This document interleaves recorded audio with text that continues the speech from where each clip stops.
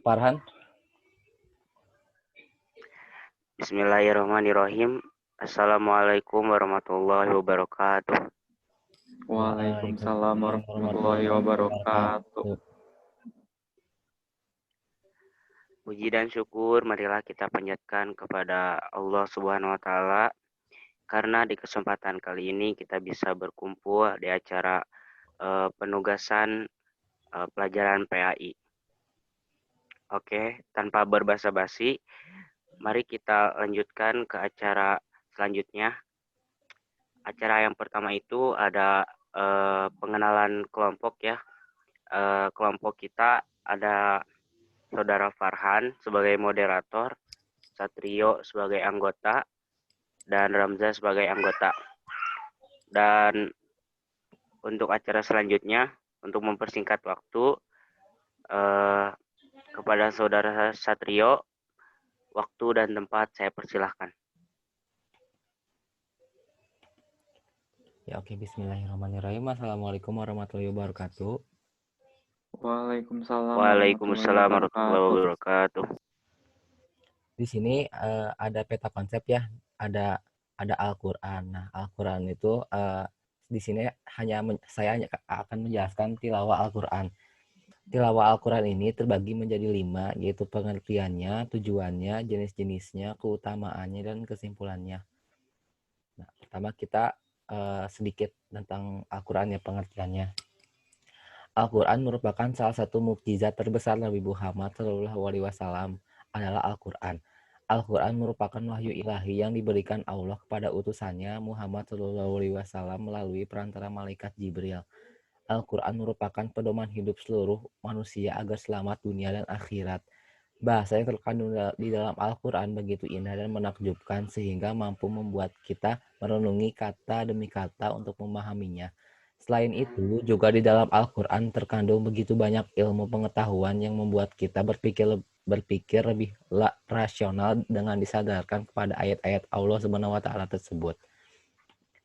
Nah, pertanyaannya, lalu apa itu tilawah? Tilawah Al-Qur'an berasal dari kata tilawah dan Al-Qur'an. Tilawah menurut Kamus Besar Bahasa Indonesia memiliki arti pembacaan ayat Al-Qur'an dengan baik dan indah.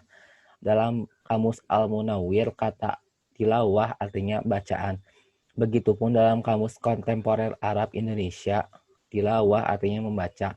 Jadi dapat disimpulkan bahwa pengertian tilawah menurut bahasa adalah bacaan atau membaca. Kepada Farhan kami persilahkan. Alhamdulillah, terima kasih kepada Satrio.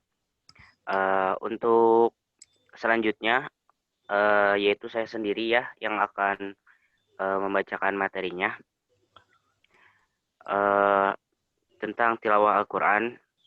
Tilawah Al-Quran juga merupakan salah satu bentuk zikir kepada Allah. Nabi Muhammad bersabda dalam hadis yang artinya dari Abu Sa'id radhiyallahu anhu berkata, Rasulullah SAW bersabda, Allah berfirman, barang siapa yang menggugulkan zikir atasku dan membaca kitabku atau tilawah Al-Quran dalam rangka meminta berdoa kepadaku, maka aku akan memberikan kepadanya seutama-utamanya perkara yang aku berikan kepada orang-orang yang memohon kepadaku, dan keutamaan kalam Allah di atas seluruh perkataan adalah seupama keutamaan Allah atas makhluknya. Hadis riwayat Tirmizi, Darimi, dan Baihaqi.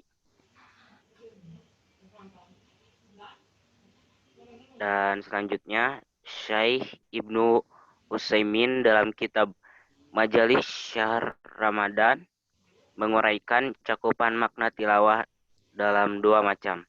Jadi menurut Ibnu Utsaimin ada 2 macam tentang tilawah itu maknanya.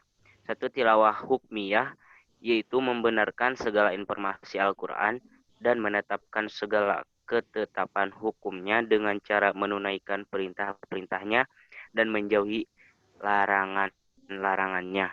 Yang kedua, tilawah lafiziyah, yaitu membacanya. Inilah yang keutamaannya diterangkan oleh Rasulullah SAW dalam hadis Sahih Bukhari yang artinya Sebaik-baiknya di antara kamu adalah yang belajar Al-Quran dan yang mengajarkannya. Hadis riwayat Bukhari. Mungkin dari Fahan cukup sekian. Materi selanjutnya yang akan dibacakan oleh Saudara Ramza. Waktu dan tempat saya persilahkan. Assalamualaikum warahmatullahi wabarakatuh. Waalaikumsalam warahmatullahi wabarakatuh. Saya Ramza akan melanjutkan materi dari Farhan, yaitu tentang keutamaan tilawah dan Al-Quran. Membaca Al-Quran, baik ketika menjalankan sholat maupun di luar menjalankan sholat, tetap mendapatkan pahala. Karena membaca Al-Quran merupakan ibadah kepada Allah Subhanahu wa Ta'ala. Hal ini sesuai dengan firman Allah Subhanahu wa Ta'ala di dalam surat Al-Fatir ayat 29-30.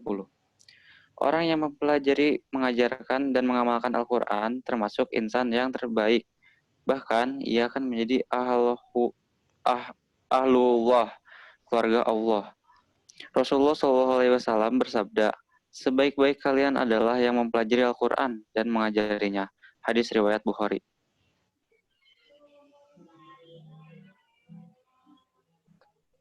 Penutupnya, sebagai jawaban dari rumusan masalah pada makalah ini, maka kami simpulkan, tilawah memiliki arti pembacaan ayat Al-Quran dengan baik dan indah. Tilawah menurut istilah adalah mengikuti petunjuk dan aturan kitab suci.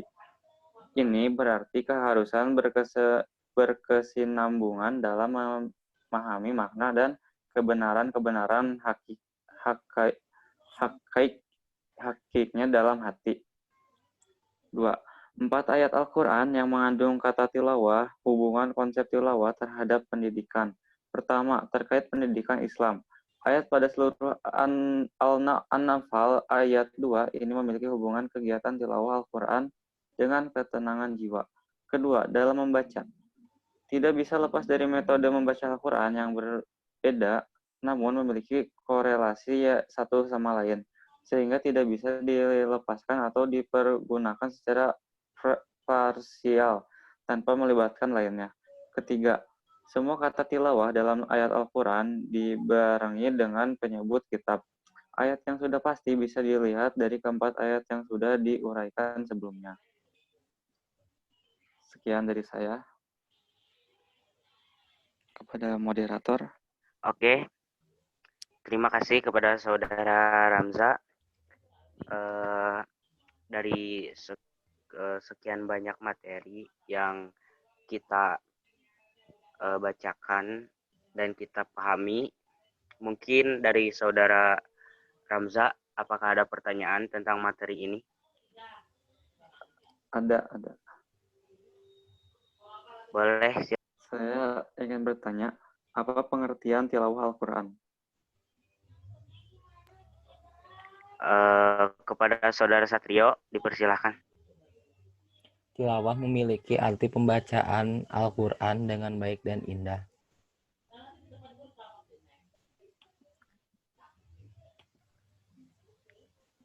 Tilawah juga menurut istilah adalah mengikuti petunjuk atau aturan-aturan kitab suci. Ini berarti keharusan berkesinambungan dalam memahami makna dan kebenaran-kebenaran hakiknya dalam hati. Saya ingin bertanya sekali lagi, boleh? Ya, dipersilahkan. Bagaimana hubungan Al-Quran dengan pendidikan Islam dalam surah Al-Baqarah ayat 121 dan An-Nafal ayat 2, Al-Kahfi ayat 27, dan surah Al-Ankabut ayat 45.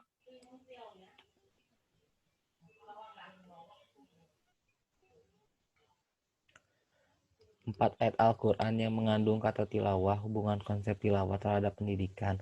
Pertama, terkait pendidikan Islam, ayat pada surat Al-Anfal ayat 2 ini memiliki hubungan kegiatan tilawah Al-Quran dengan ketenangan jiwa. Kedua, dalam membaca tidak bisa lepas dari metode membaca Al-Quran yang berbeda, namun memiliki korelasi satu sama lain, sehingga tidak bisa dilepaskan atau dipergunakan secara parsial tanpa melibatkan lainnya. Ketiga, semua kata tilawah dalam ayat Al-Quran dibarengi dengan penyebutan kitab. Ayat yang sudah pasti bisa dilihat dari 4 ayat yang sudah diuraikan sebelumnya.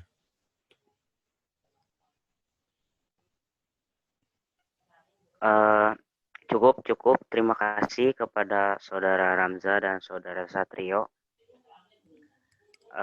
Mungkin ini saja yang bisa kami dari kelompok Farhan, Satrio, dan Ramza